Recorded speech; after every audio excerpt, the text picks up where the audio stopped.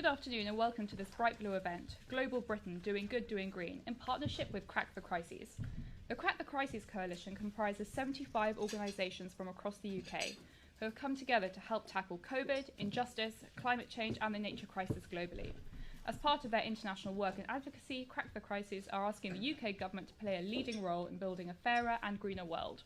I am Phoebe Arslanagić-Wakefield, Senior Researcher at Bright Blue, which is an independent Liberal Conservative think tank. Those who are tweeting during the event, please use the handle @WeAreBrightBlue and the hashtag BrightBlue.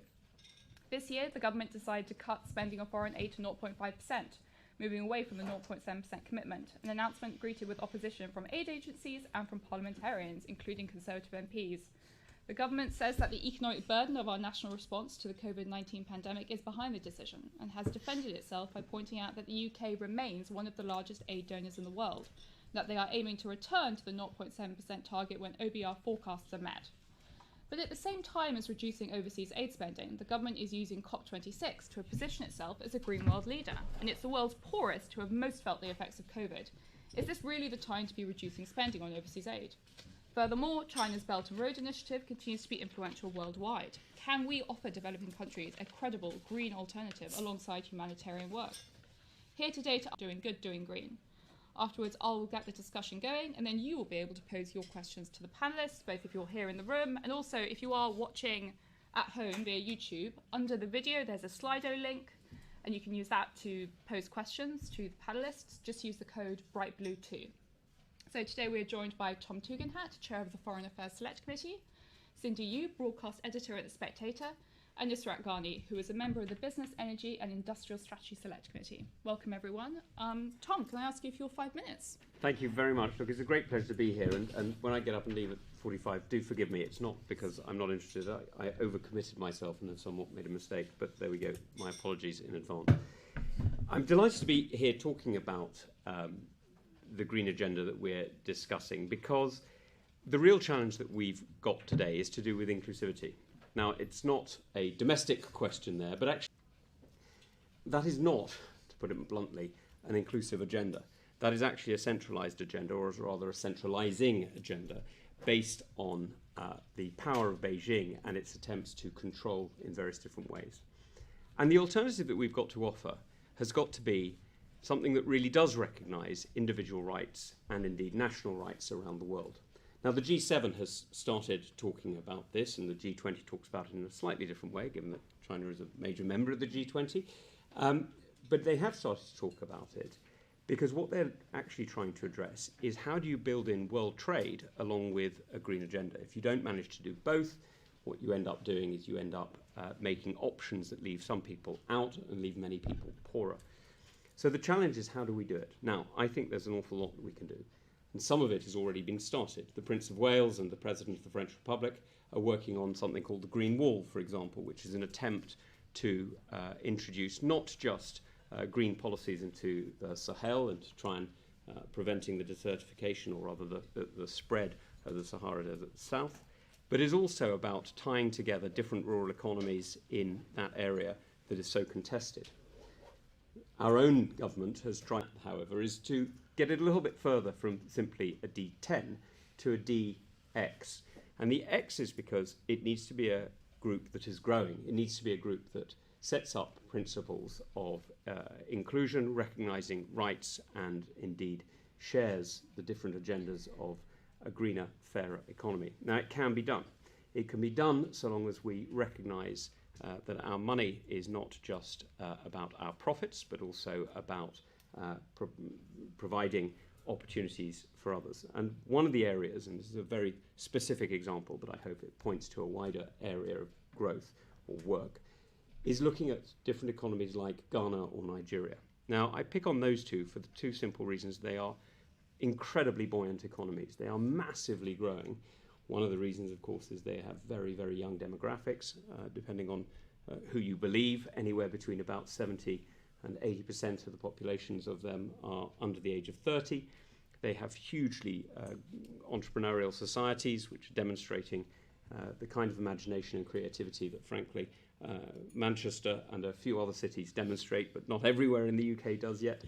And they provide an opportunity for UK money, which is largely with older people rather than younger people in our country, can actually tap into a younger resource and demonstrate growth. But it can also do exactly what we need it to do in terms of building an alternative to a Belt and Road and an alternative to an old-fashioned trade agenda. What it can do is it can liberate and it can enhance. Now, we're seeing some talk in various banks about how we do that already. We've heard talk of green bonds, we've heard talk of various different forms of so-called ESG lending. Now, there's an awful lot in that at the moment, quite a lot of it is window dressing rather than real.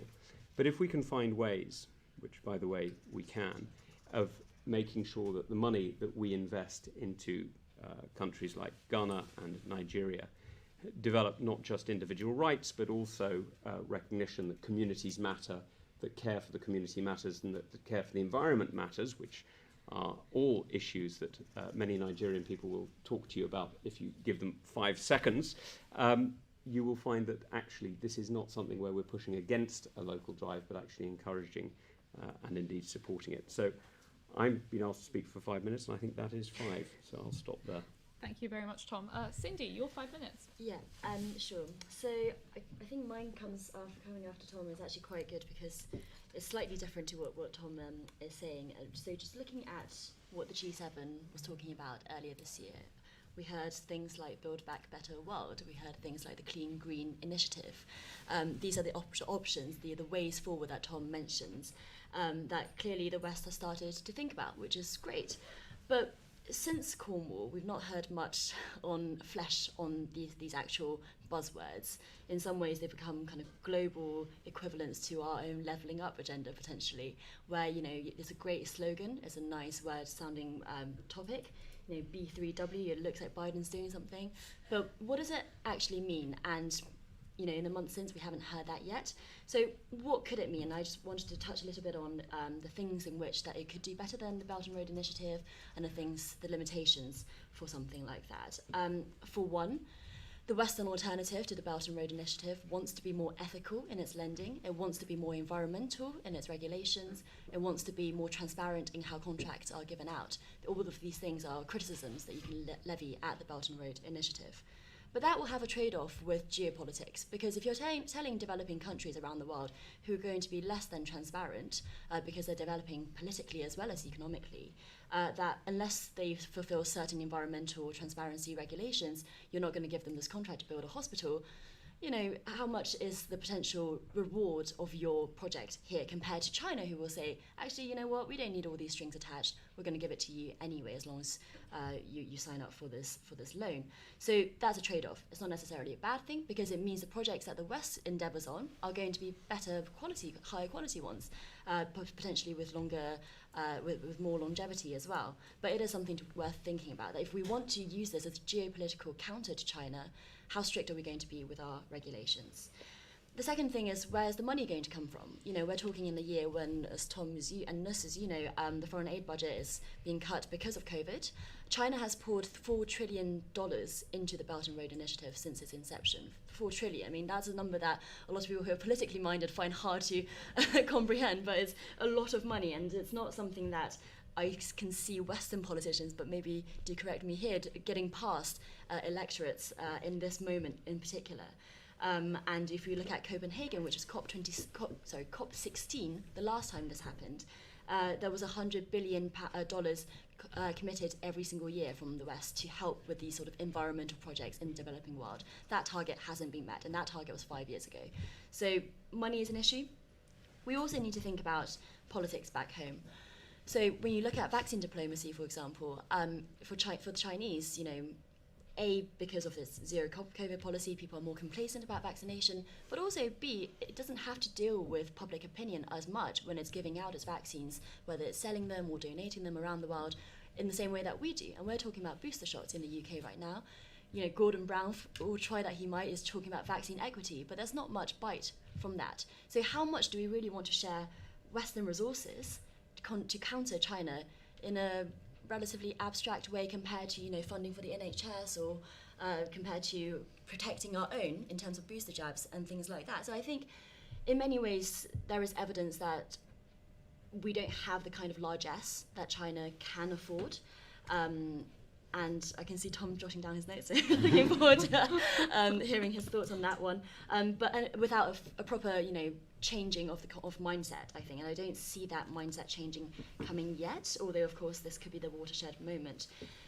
Something else to consider is that China itself is becoming greener, both through its renewable industry. Its renewable industry is actually one of the key tenets of its Made in China 2025 high-tech industrial strategy. It doesn't talk about that much now, but it's still going on. The goals haven't changed.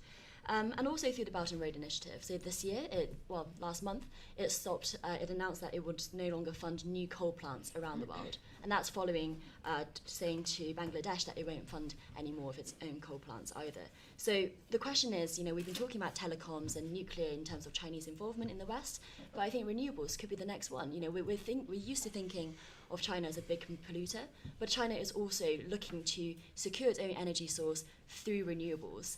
And so are we going to have this conversation in 5-10 years when Chinese solar panels, Chinese renewable wind energy is what we're relying on because they've put so much investment in there? So I can see I'm running out of time as well, so I'll stop there, but just some food for thought.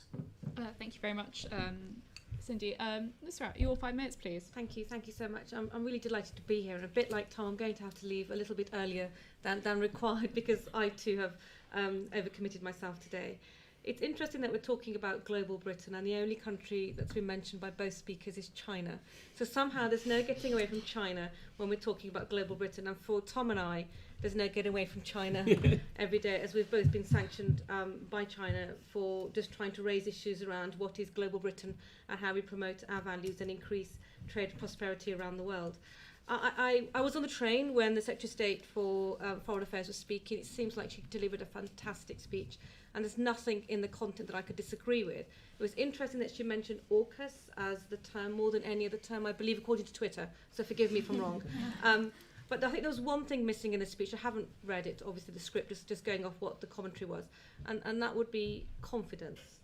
We need confidence in asserting who we are, and we need confidence in asserting ourselves in our new partnerships, even the partnership that is AUKUS. America already has quite a powerful strategy on China. Australia has already been dealt a blow by China and has a particular vision. We now need to come forward and work out who we are as a country and how we're going to stand side by side by our new partners, America and Australia, and of course bringing in other people too, and ensure that we are presenting a confident image of ourselves. I agree with mostly what Tom said. It's easy to do as an older colleague. He's also my neighbouring MP. But I think there's one thing that Tom didn't mention. The Belt and Road Initiative is a big issue for us. And we've lost power through our soft diplomacy by pulling away from international aid, but also by dealing with national issues like many countries around the world. We've been focused on Brexit and now focused on COVID, where a country like China has had a long-term strategy and has continued to invest in infrastructure, and countries who we wish to partner with, including continents like Africa, as you mentioned.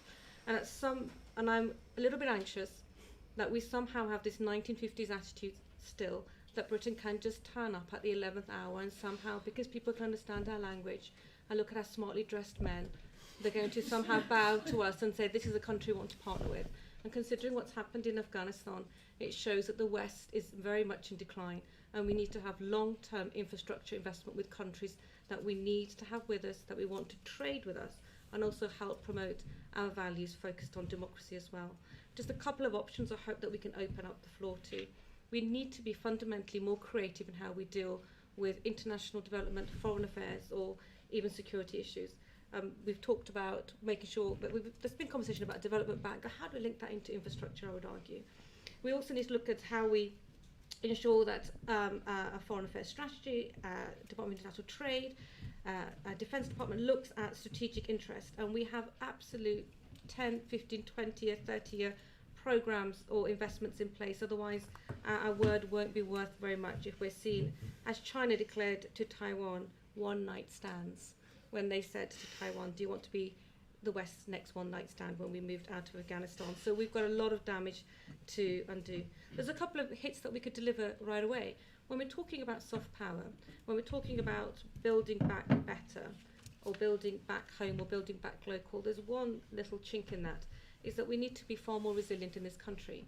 And the vulnerability of our supply chain shows how reliant we are on international markets. international skills and international products. But one of the things that we could do, maybe I'm closer to this than others because I was Maritime Minister, is investing not only in our ports in the UK, but putting in investment in our UK ports so they can invest in ports overseas, such as Africa, so we can have resilience in our supply chain, so we're not so reliant to international events internationally, but also we're not so reliant on countries that may at some point become hostile to us. Just a few weeks ago, there was a big week for maritime, and the Emiratis were here, and they dropped £300 million in a port in London, and they were very clear in their messaging. It's the first time they've been so robust. They said the reason they were investing in the UK, and of course in the Emirates, is because they no longer wanted to be reliant on the trends or the attitudes of China. Now, when we've got big countries like that being so open-minded about their desire not to be carrying to China, we need to have the same strategies and investment in place here as well. One of the things I just want to end on is the Belt and Road Initiative is crucial for China as it moves away from its low wage, low cost economy, and this is why they're focused on countries like Africa. We need to make sure we have those relationships and partnerships in place now. Otherwise, it'll be far too late for us to have any other lever to play. And I'm hoping we can also have a debate about, as well as international partnerships, what the UK can do differently with this very small sum of money. How about it can do differently to lever its authority and power globally. Thank you. Thank you very much, Nuz. So I've just got a couple of questions, then we'll open up to the floor, and also do send through your questions on Slido if you're watching at home. So, Tom, do you think that we need to park our principles and collaborate with nations with poor human rights records in order to properly commit to the fight against climate change?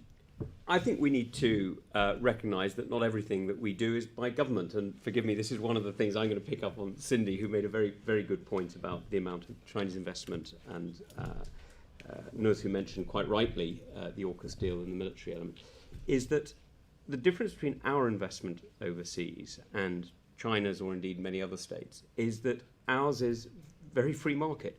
We don't count the different forms in which companies invest in Bangladesh, or indeed in Ghana, or wherever else it may be, as part of our aid donation. We don't count it as part of our state spending. We don't count it as part of our industrial policy. And that means that very often we'll look at these figures from China and say 4 trillion, gosh, that's a lot of money. Well, sure, it's a lot of money. BP spends hundreds of billions a year. We don't count that. The different ways in which our textile merchants invest in countries around the world, we don't count that.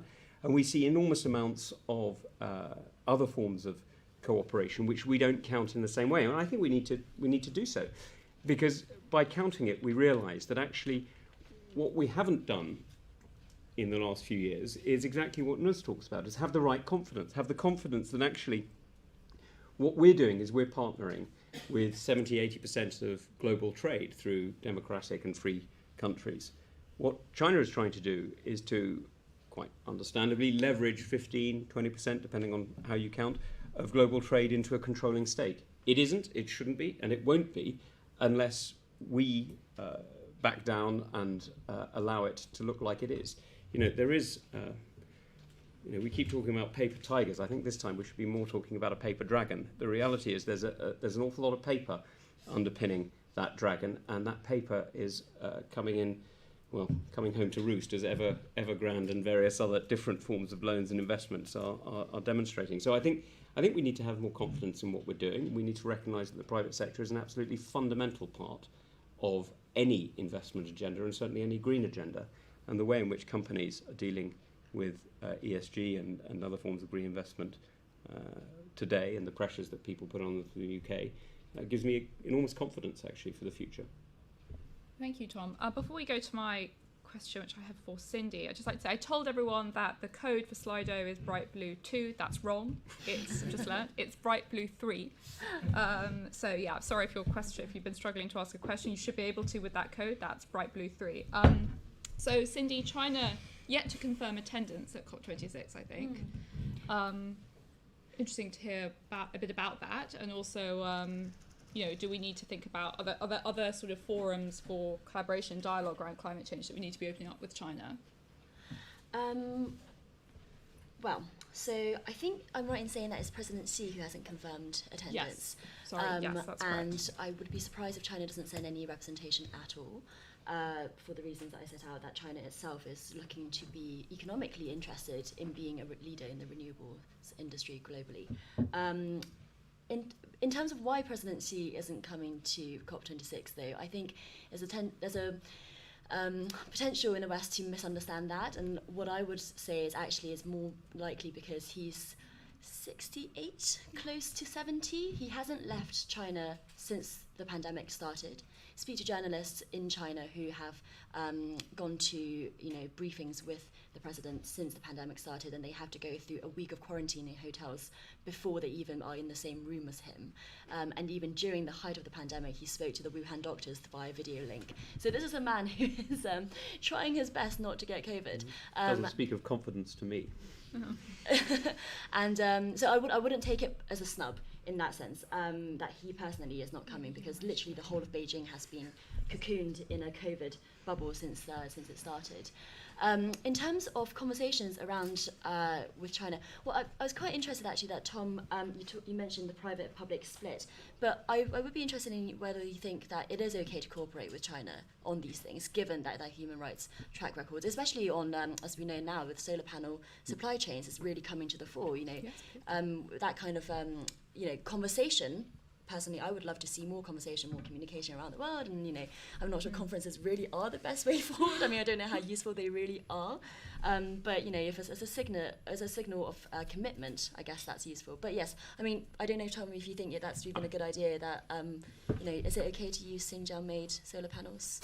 I think it's not okay to use slave-made goods, and so whether those goods are made in factories in China, there are some, as you know, that are made to reasonable local standards, and there are others that are made using compelled labour. And I don't think it is okay to use slave-made goods in any part of our manufacturing. In fact, while we're in Manchester, it's worth remembering that this town, and indeed towns around here, went on strike in the 1860s, to refuse Confederate cotton, despite the fact that it would put them into penury and sadly put many people into the poorhouse, because they refused to be complicit in the slave economy of the Confederacy.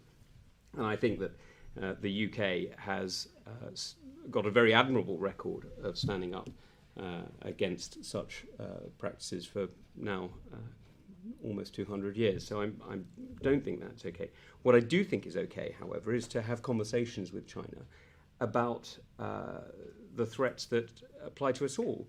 And the reality is that the conversation we've had, or the way in which we've structured the conversation for much of the last 5-10 years, has been asking for a favour, if you like. We've been saying, look, there's this green agenda, and for us, would you please stop burning coal? For us, would you please stop polluting the water? For us, would you please stop your fishing fleets decimating the sea? We need to change that conversation, because this isn't a favour to us we're asking.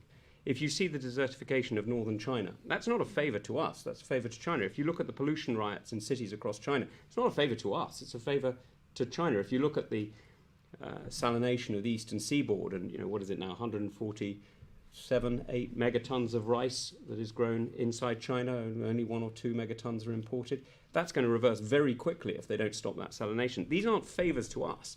These are conversations we need to have together, and these are conversations that we need to have frankly and as equals, and not begging for favours from a dictatorship, which should recognise, frankly, that this is in their interest, and what we're offering them is a way out.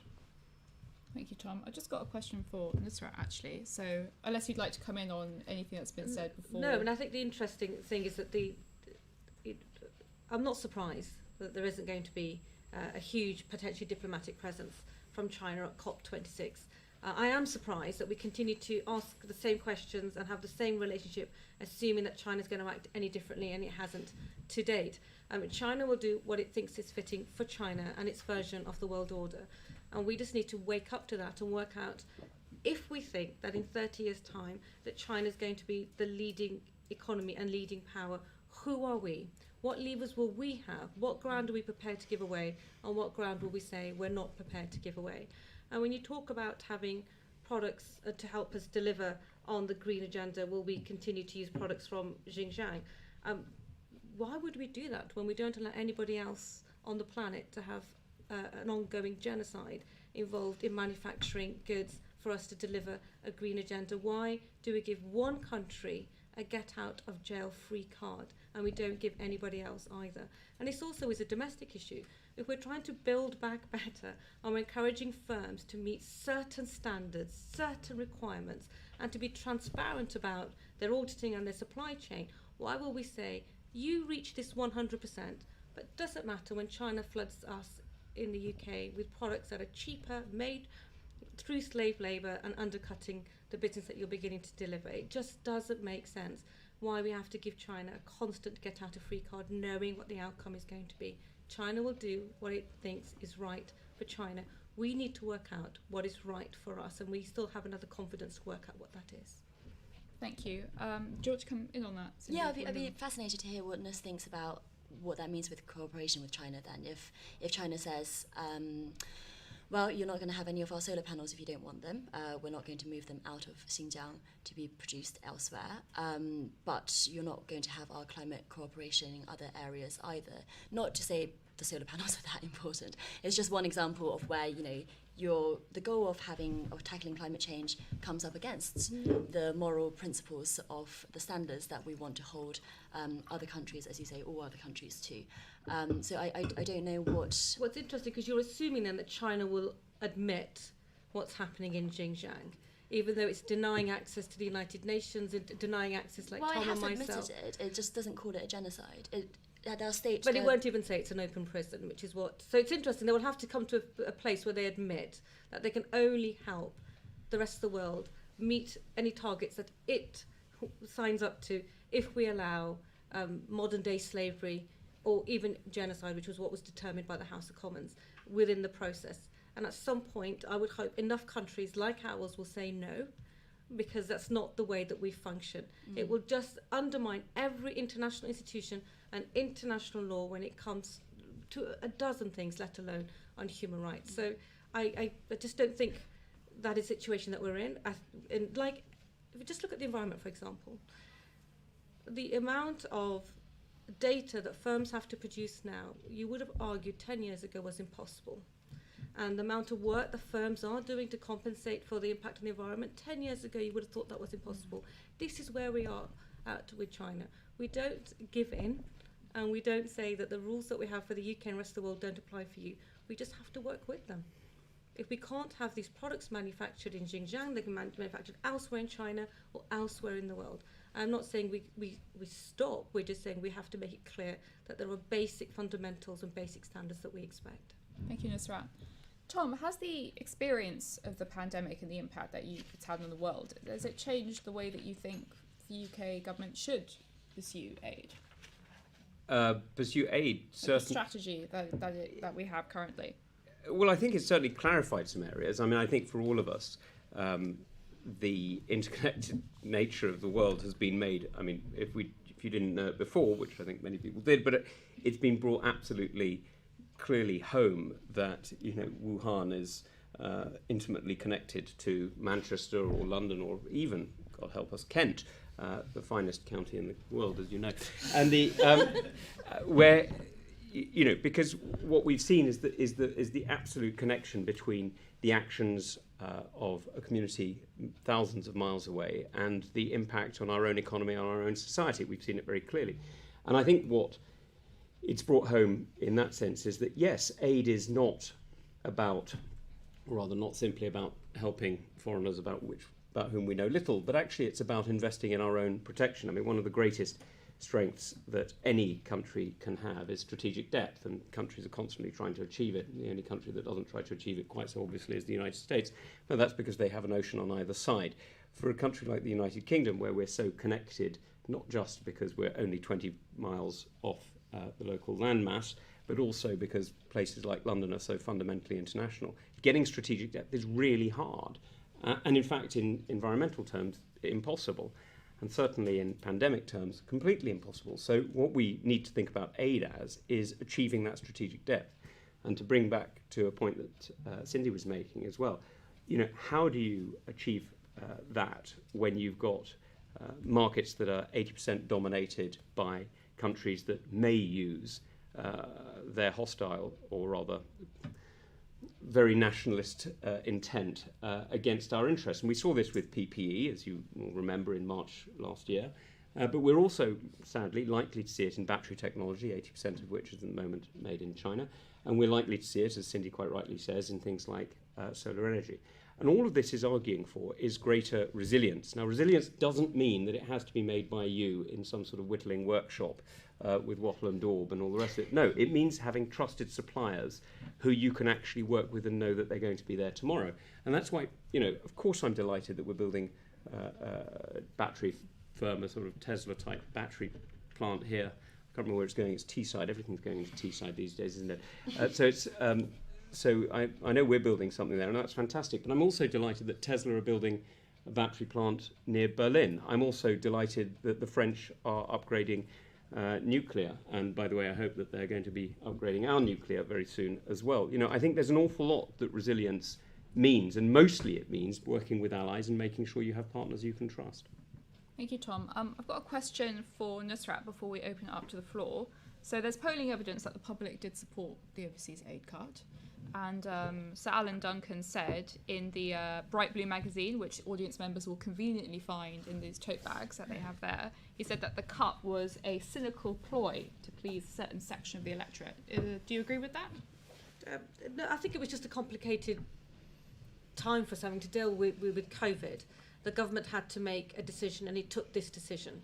But it's a short-term decision, and we just need to work out how we get it back to where it was, and also how to ensure that any aid money that is secured and is spent delivers what we need it to deliver. And this is I'm not sure what Tom thinks about this, but I've always felt, even in Parliament, that we just needed a bit of grown-up, joined-up policy when it comes to aid, international trade, from the Foreign Office and the Ministry of Defence as well.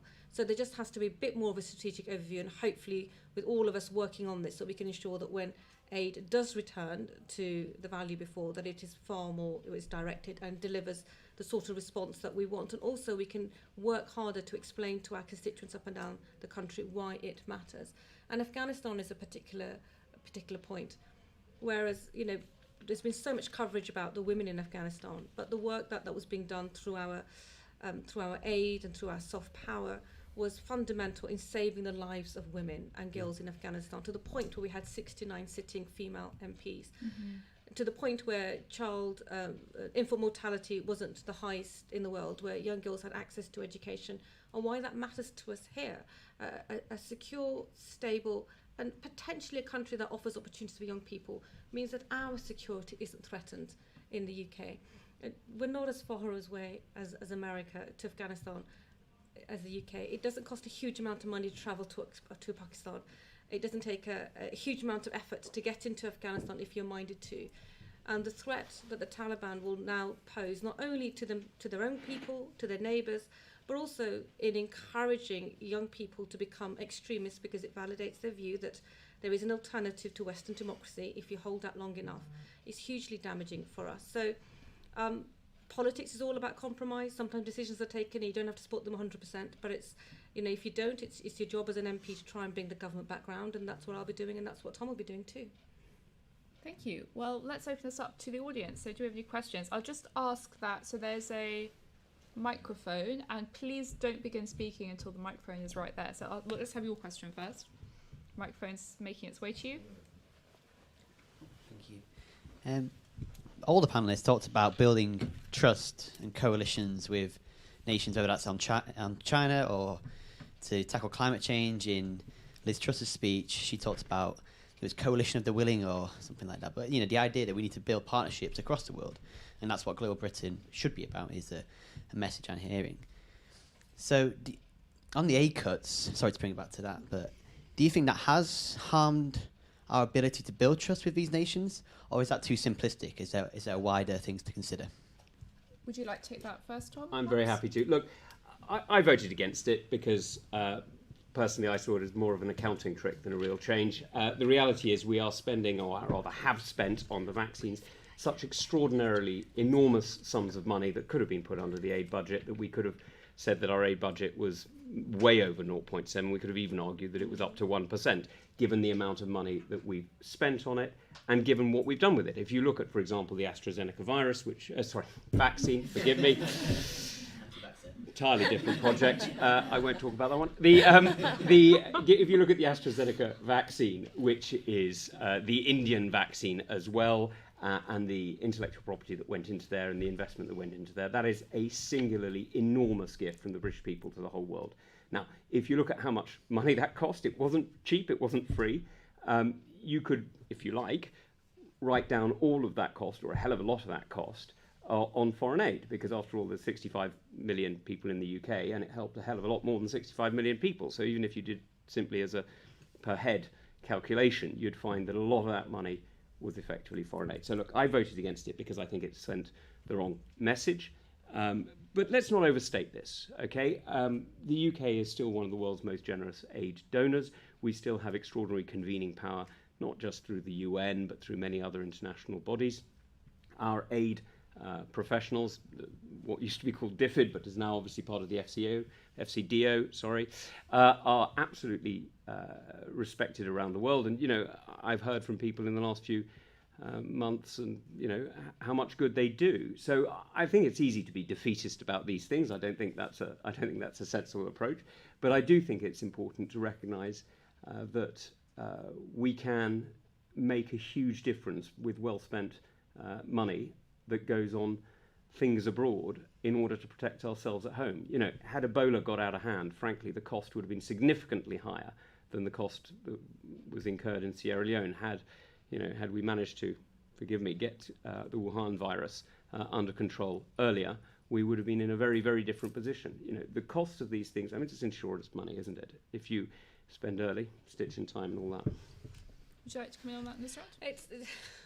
It's also an investment in intelligence, and I think that's what worries me the most. It's the fact that if you're on the ground, if you've got deep relationships, good contacts, you are hopefully aware much earlier on when catastrophes might happen. And I'm not sure how we're going to square that circle while withdrawing from places that we need to be. And I mention Afghanistan again. But you know, who are going to be our contact? Who are going to be our brokers? How are we going to have people on the ground if everyone has left or we've retreated? So we need to recalibrate what we think or how we should be spending our aid money, and also then making sure it's aligned to our overall objectives, which have to be agreed by all the fundamental key departments that look overseas. Thank you, Nusrat. More questions, please. Yes, this lady here. If we can just wait for the mic to make its way to you. Thank you. Kira Box from Friends of the Earth. You've talked a lot about China, but in terms of how the UK government could link up the things it wants to achieve in the rest of the world and the things that we're supporting, Boris Johnson committed at the end of last year to end UK export finance support for fossil fuel extraction abroad. But yet we're still funding fossil fuel extraction in Mozambique. And we know that on the ground there, we're seeing clashes between government militias and local mercenaries. We're seeing land grabbing. We're seeing human rights abuses. So how could the government link up the aims we have around ending human rights abuses abroad and becoming more sustainable globally with our international investment policy? And do you see an end to those projects we've already committed to, such as the Mozambique LNG project, in order to try and do that more effectively? Thank you for your question. Can I give that to Tom first? Sure. Look, I think there's an awful lot that we can do more of. I mean, I've already spoken about the Green Wall that the Prince of Wales has been very actively involved in, along with the President of the French Republic. And there are many other projects that we are involved with in terms of solar energy in different parts of the world, in terms of increasing resilience through different forms of connectivity as well. And look, you're right. I mean, Mozambique is a particular situation largely because the area you're talking about, as you know, has been ungoverned space for, well, most of the last 40, 50 years. There are a huge number of internal issues that were underlying and then have been triggered by this gas extraction. So it's not if you'll forgive me, it's not just about the carbon in Mozambique. It's much more about local underlying situations. But I think this is where the UK actually really can make a difference. And, you know, a lot of people were critical about bringing DFID and the Foreign Office together, and it was never something I was critical of, because actually done right, that's exactly what we should be doing. We should be looking at decisions like gas pipelines in parts of the world, or indeed energy extraction from others, and seeing what is the impact, what does it mean to mitigate, what does it mean to have real democratic control over these institutions or these exploitations. Because I think that the UK government can really set an agenda. And I know Cindy will quite rightly point to the fact that you can always go to Beijing and get cash with no strings attached. But the truth is that actually many countries are getting more responsive in different ways and are increasingly aware that the strings from Beijing may be like fishing wire. You may not see them at the beginning, but with one tug, they can pull in a very large salmon. And in this case, I think this is one of the areas where we need to be making sure that the UK is allowing others to have real choices and not just end up hooked. Can I just ask you to comment on that, Cindy? Do you think it's right that countries are increasingly wary? They realise that Chinese investment comes with a lot of strings attached. Well, I think the problem, as Tom says, is that it's no strings attached, but that's actually a problem in and of itself. Mm-hmm. So if you look at the recipients of BRI, Belt and Road funding, there's a lot of corrupt governments who, local politicians trying to have these white elephant projects themselves. The lack of strings from China actually really enables that kind of stupid project, and that's what happened in Sri Lanka, for example, with the deep water port that they then leased to the Chinese state-owned company afterwards. It wasn't that China necessarily, It wasn't that China said, we have to have this port. It was just that they said, we'll fund this port. Everyone else said it was commercially non-viable, but the Chinese funded it regardless. And then, lo and behold, it was commercially non-viable, and that's what is the situation. And that's the opportunity for, I think, any Western alternative to really have longevity in mind for that sort of thing. And on the planning part, it's really interesting actually, because I think this is where the UK could do quite well, because it's such a it might surprise people here to hear it, but China is very fragmented in its governance. It's got a system called 条条块块, which is vertically fragmentation and horizontal fragmentation. So you've got ministries doing completely the same stuff, fighting over each other in a very large scale. Aid hadn't come under a single agency until about 2 years ago, so it's still politically very immature system, and to some extent it needs that kind of fragmentation because it's such a big country. So with Belt and Road Initiative, Tom mentioned it was a paper dragon, which I think is right, because a lot of the stuff is more franchise. It's this state-owned enterprise eyeing up that country, eyeing up the contract, and then putting the Belt and Road Initiative label up on top of it afterwards. So there is no consistency or centralisation of strategy there, and that's where any Western alternative could actually do quite well, by actually just thinking about that sort of thing. But then, of course, that's easier said than done. Thank you, Cindy. Tom, I'm aware you need to leave. Forgive me. Thank you so much for joining us. Thank you.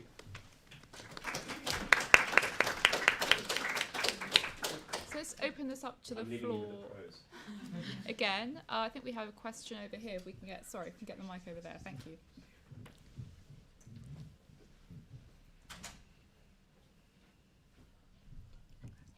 Oh yeah, of course. Thanks. I wanted to ask the MPs a question, so Nurse will have to answer for Tom. Oh, I'll answer for Tom.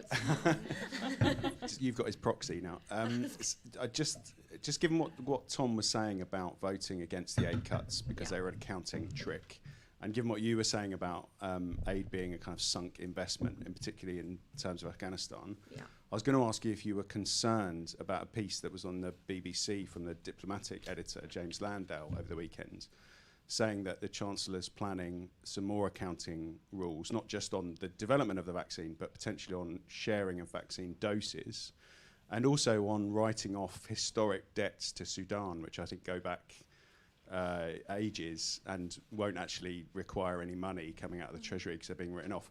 And also this quite complicated thing about recycling special drawing rights, which I think is just like creating a kind of credit facility that the IMF has already given us. So it seems that Tom voted against those cuts. He was worried about it was an accounting trick. does seem to be quite credible reporting, which maybe Cindy's and her colleagues at Spectator picked up as well, that the Treasury are considering doing this again in the spending review, and how worried you are about that. Well, forgive me if I'm going to dash any vision you have of MPs, but I haven't been following the press all weekend of being a mum. So I'll have to wait and see what is discussed and put forward in the next few days, let alone when we're back in Parliament.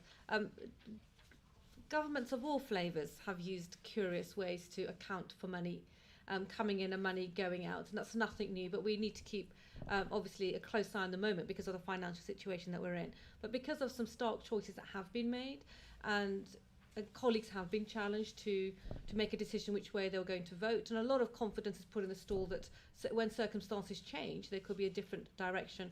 I think there'll be far more scrutiny than there was ever before. And if I can just quickly reflect on the trade bill that went through, this was several months ago, and trying to put an amendment down to ensure that we weren't providing preferential trade deals with countries who had an ongoing genocide, and also accepting the UN was broken. It was hard to get parliamentarians' attention on the detail, because so much detail comes through from so many government departments when a bill is going forward. But actually, when Tom and I were sanctioned by China, everything changed. The level of scrutiny now is so deep, and there are so many colleagues interested in knowing what the facts are on the situation is. It all changed completely. So there may have been circumstances where a vote went through a few months ago, but that doesn't mean the same circumstances and the same vote will be carried through in the same division. Thank you. But I can't speak for Tom, but I'll just say that I have as my neighbour. Can we have some more questions, please? Can we come to this gentleman over here? Thank you. We've heard quite a bit about China, understandably, and America and AUKUS, and how Britain can sort of formulate a strategy to try and stand up to these geopolitical threats. But I was wondering, we've not heard too much from our closest allies, at least physically, across the English Channel and the European Union. And wouldn't it make sense to have some sort of clear strategy with our liberal democratic allies that we can try and coordinate our aid spending? Because I think with the US withdrawal from Afghanistan, and, well, you could call it French horror at the sudden announcement of the AUKUS deal, I think it was announced on the same day as the French were initially notified, that there needs to be some sort of better strategy, and D10 wasn't particularly popular, so I was wondering if there was any potential for progress in that. Thank you. Cindy, do you think that the political will exists, perhaps on both sides, to collaborate with European nations on aid? Well, I would have thought so before AUKUS, but obviously that hasn't gone down necessarily that well with our closest neighbours. I think certainly one thing that I've been thinking about quite a lot recently is the Indo-Pacific region when it comes to our funding and our aid. And certainly when you talk about our neighbours, France would be such an asset to have with that, because France also wants to go for an Indo-Pacific tilt. It has that sort of heritage, history, shared history in certain areas of that Southeast Asia and the Indo-Pacific, and that's partly the reason why France was so miffed about AUKUS. So I would think that a sort of cohesive, homogenous effort from this part of the world into certainly the Indo-Pacific, and also of course France shares with Britain a lot of the colonial history and the similar attitudes and links to much of the world outside of the Indo-Pacific as well. So yeah, I agree, it would be good. But I think that for this particular government, Nus, correct me if you think differently, Boris Johnson's particularly interested in Biden's friendship, in putting forward this sort of global Britain, which is not necessarily so Europhilic, not that we don't love Europe, but leaning more towards what's going on over the Atlantic and in Australia. I think New Zealand is quite interesting in this as well. I don't know if you guys saw today the opposition leader there really laid into AUKUS and saying, there's a lot of criticism about New Zealand's links with China, and this opposition leader, she just said, well, if America and the UK wants to criticize me for that, then they can give us a trade deal. Until then, we're going to trade with China. So how do we get these Western allies on side? It's not just France that we need to get on side, it's a lot more people as well. And as you say, D10 it's not quite all it was built out to be, as these things I think never really are. Thank you. Upsetting France is nothing new for us, and upsetting France doesn't mean we've upset the whole of Europe. What's interesting is that because of Afghanistan, we have to accept that the States isn't always going to be a reliable partner. And I think that because of the AUKUS deal, and everyone is anxious about what their individual national relationship will be with China, we do have a particular role to play when it comes to bridging Europe and America.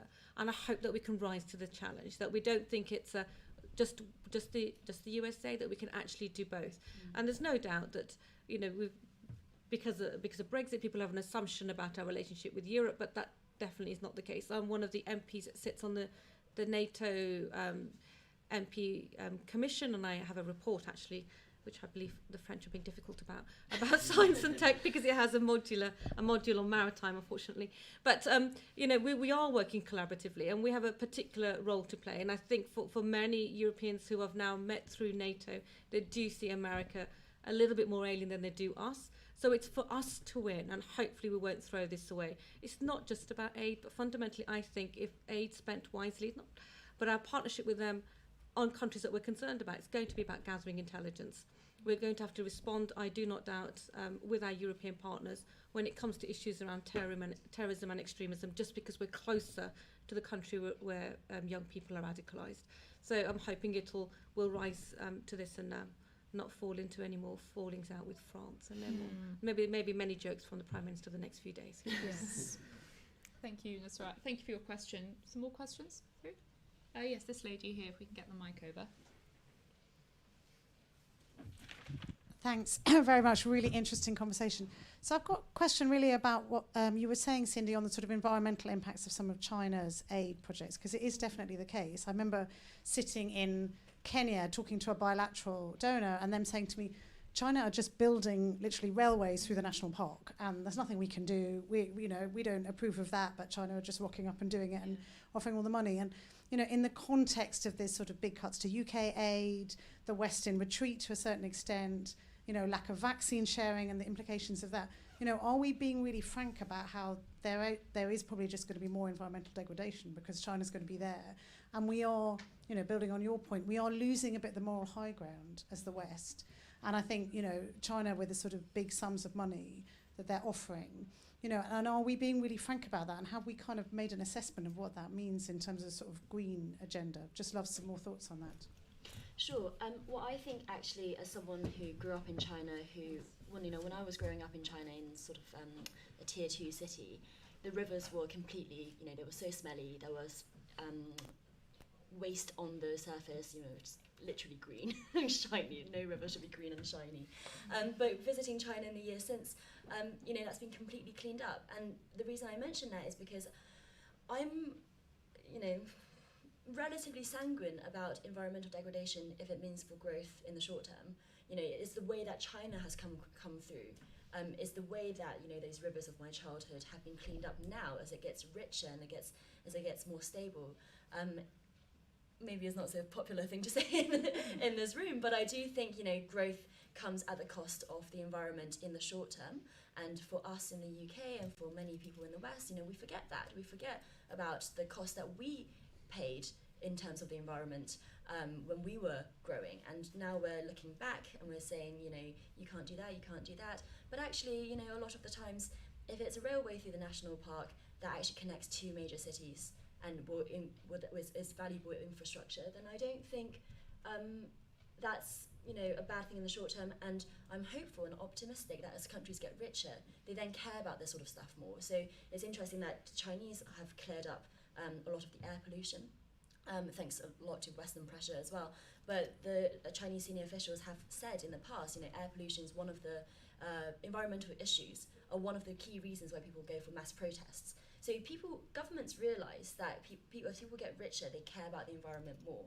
So I guess my point is just that as we go on, I think we do have to be frank that some level of environmental degradation will happen, but that is what was going to lift people out of poverty. And if that lifts people out of poverty, then they come back and demand better living standards. I think that's probably a fine way around to have it. And I had one more point, which I can't remember now. But that's okay. Maybe it'll come back to me. Thank you for your question. Could I can just follow up on that point. Yeah. I mean, the interesting thing is a little bit of development a little bit of degradation, you said, to lift people out of poverty. But the interesting thing about China, it just moves that degradation elsewhere, whether it's to Africa or now, they were the first to recognise the Taliban. They are ready and able, because they just are, because of their expertise, to be helping the Taliban mine for minerals. I don't think they're going to be meeting any standards that we would recognise in the West that we've fought for since the Second World War. So a little bit of progress on the economy for a better environment may take place in China, but all they'll do is move that elsewhere around the world, where countries will never have the opportunity to progress and become middle class, because the way that they are destroyed by countries like China, and also interventions from other countries as well. And that's what I find is curious, that we're just prepared to give them a get out of jail free card constantly.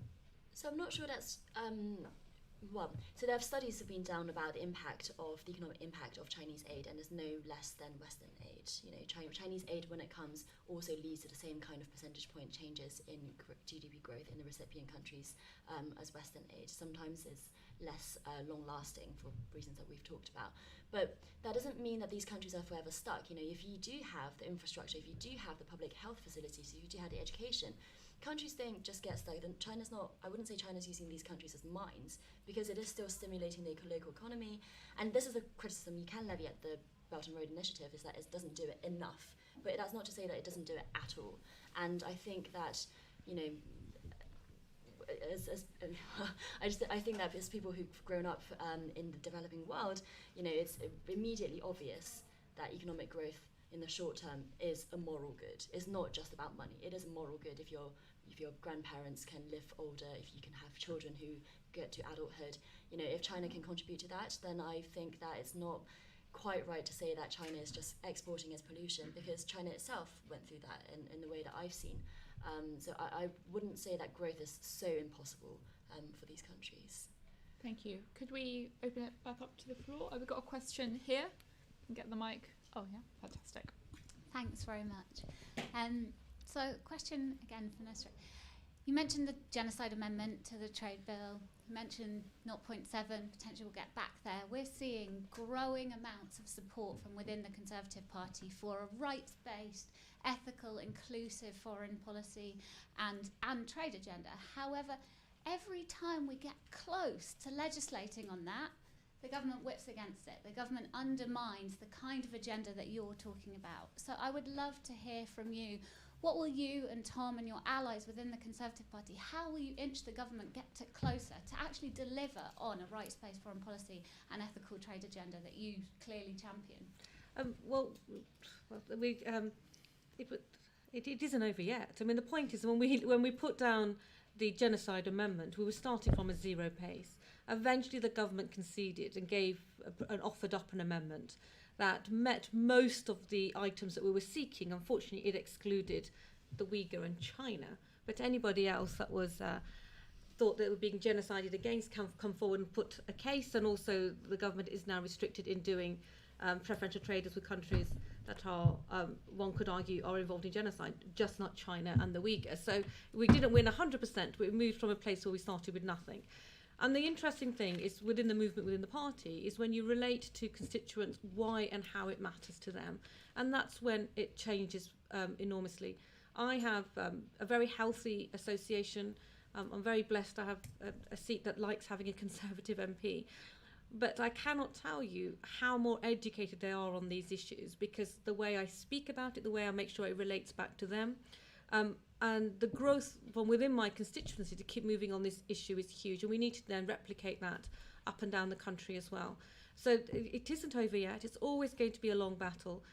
The government is trying to deliver on a number of policy points that it feels are a priority. We're nudging it along to what we think is a priority, and somehow it's just getting that to align at some point. But there'll be many opportunities through the next legislative year for us to make sure that agenda that most people in this room, I think, believe in will be, prioritised when it comes to putting policy together. It's a long game in politics, and we need to be patient. And I just bring it back to the environment agenda. People talking about this 10 years ago, nobody was sort of talking about it as passionately and talking about changing legislation as much as we are now. It just, unfortunately, takes time. But we're all here. We will continue to work. The genocide amendment got the support of so many colleagues, even colleagues who didn't feel that they could vote with us because it wasn't perfect, or couldn't work with us because of on the front bench. So the support is there. Politics is all about compromise. The government compromised with us. We'll keep going. Thank you. Some more questions, perhaps? I think if we don't have one, then I think I'm going to get to ask one of mine again, which is also for Nusrat. You spoke about building partnerships in developing countries, building partnerships in Africa. You said this is something that China is doing really well, and that we should do more of. Does the political will to do so exist in this current government? And if not, how can it be built? I think so. I think that's exactly what came out of the Foreign Secretary's speech. On the way up here, I was trying to think of a new phrase that was sort of bigger than, build back better, build back home. I kept coming up with build back resilient, which isn't as sexy enough. But our desire to have these long-term, deep relationships with other countries is so that we can be resilient here in the UK, and we can have partners that we can rely on going forward.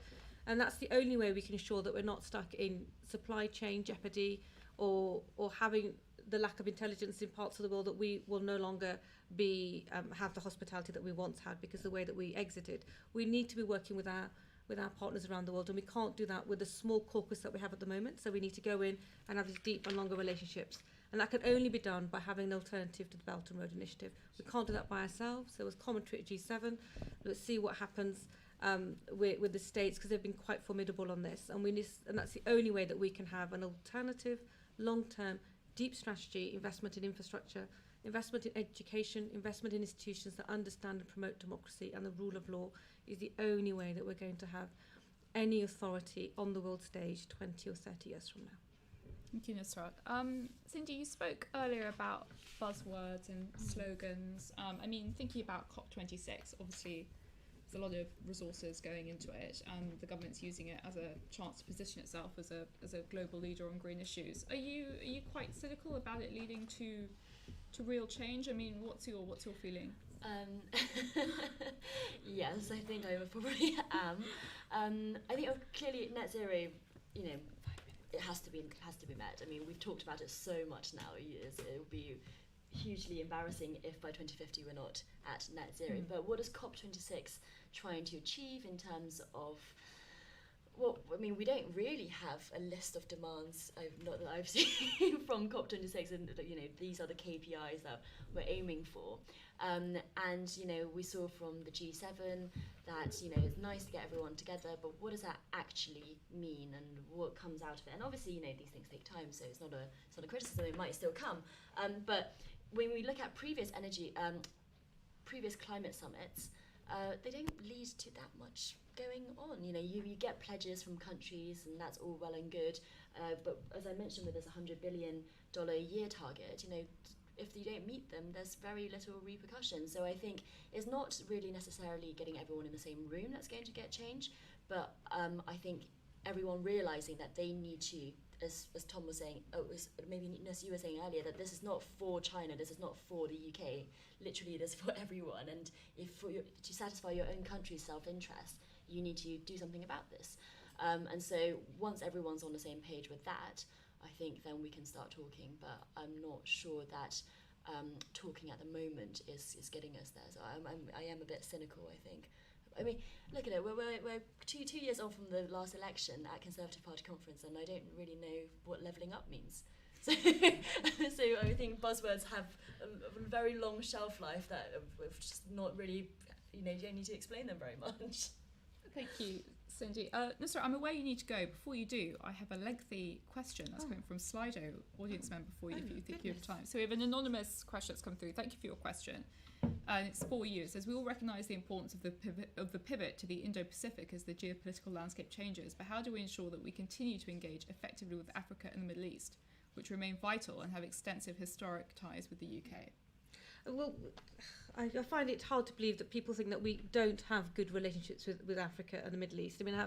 the DP World is an Emirati port operator, they came here 2 weeks ago and dropped £300 million in a London port. They didn't do that in any other European port. They did it here because they like to do business in the UK.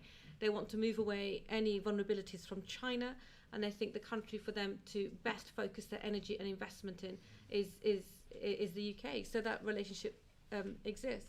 Furthermore, I was anxious that the rise of the Taliban will mean that the Middle East Islamic countries will be forced to become even more orthodox in their stance, so they could continue to be seen as Muslim countries as the Taliban promotes its version of Islam. But actually, what's come about is the Muslim countries are saying that we will continue to liberalise and become open, and we will reject what the Taliban has to offer because it is abhorrent. So that's interesting how there are a couple of things already happening, and it provides a space for us to be involved there.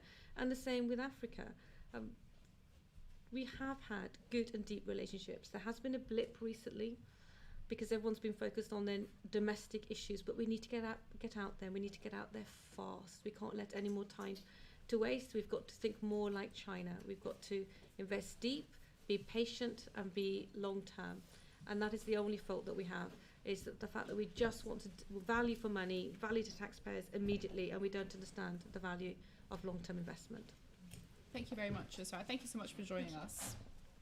So, Cindy, sorry, we did originally start out with quite a few more panelists, but thank you for staying. So, just thinking, the effect of coronavirus on China's soft power. Obviously, reputation is quite bad, but then a lot of aid around Sinovacs and so on. Do you think ultimately it's been a positive or negative? They really came to us. So coronavirus. Sorry, not a positive, obviously, but has it? Have they redeemed? Yes. Yeah. Thank you. Yeah. So I would say that obviously, we know all about the negative connotations with COVID, pandemic. No country in the world thinks that China is not to blame for this. So putting that on one side of the scales, whether or not the vaccine diplomacy has been enough, I think, is a really interesting question, because even though there is so much reporting around it, and China itself loves to buy into this narrative of Eastern European leaders kissing flags, or South American leaders going to the airport literally on the runway saying thank you. Loves all of this. But what's interesting is that in a month since, there's been a lot of local backlash as well. In Thailand, for example, one of the key demands of the anti-government protesters at the moment, as well as the Prime Minister resigning and reform of the monarchy, is also to stop using Sinovac. That's a pretty bad PR situation to be in. So I think there's a lot of I wouldn't say xenophobia, because it's not about the people, obviously, but suspicion of the Chinese government, CCP phobia, whatever you like to call it, around the world. Is not just a Western thing. And especially when the government aligns itself with dodgy governments locally, as it did in Thailand. If you are anti-government in that country, you will also then become anti-Chinese vaccine. And so I wouldn't actually say that vaccine diplomacy has been an unmitigated success. It's actually very, very complicated. And also, not to mention as well the fact that the Chinese vaccines are not as effective. They're just, ranging between 50 and 70% effectiveness. So, can they really stop infections? Can they really stop pandemics in local areas? Reputationally, they're not going to be as welcomed as Pfizer. The problem is, beggars can't be choosers at the moment. Yeah. Thank you, Cindy. I've got one more question for you, and then we'll bring things to a close. Nusrat, I was struck by how much Nusrat mentioned China getting a free pass, but on green issues and also on human rights issues. But it feels as though, to me certainly, that the scrutiny of China has really increased and intensified in recent years. Do you think it's fair to say that China gets a free pass? No, I don't think China does get a free pass. I think I agree with you that China is under more scrutiny than other unsavory regimes around the world. It's interesting that the Conservative Party doesn't have as much of a movement against Saudi Arabian arms. It's interesting that we don't talk about Myanmar or their persecution of the Rohingya nearly as much as we talk about China. And that's for a reason, right? China is the global rising superpower. So geopolitically, we need to think about China much more, and I wouldn't want it any other way. But I think we also have to realise that China's not the only one being unsavory. And if we start using morality as the sole underpinning of our foreign policy, on climate change, on aid, on other things, then we need to be much more purist with it. You know, we need to stop doing a whole lot of other things, and that is the trade-off. So if not, then I think that we need to recognise a lot of the conversation around China is to do with geopolitics, is to do with China's absolute clout, rather than because we absolutely cannot stomach human rights abuses anywhere in the world, because we do turn a blind eye to a lot of things. I'm not saying that we should turn a blind eye to a lot of things. I'm just saying you're right, that is not necessarily consistent, and China gets a lot of scrutiny for what it is. Thank you, Cindy. Thank you to our audience. Thank you to our panelists and panelists. Thank you very much to Crack the Crises. Yes, exactly, for partnering with us on this event. Thank you to everyone who was watching on the live stream. We've got lots of other events at Conference Bright Blue, so do look at our Fringe Guide online, and if you're here in the room, you'll have the guide in the tote bag. So yeah, we hope to see you at some more events. Thank you.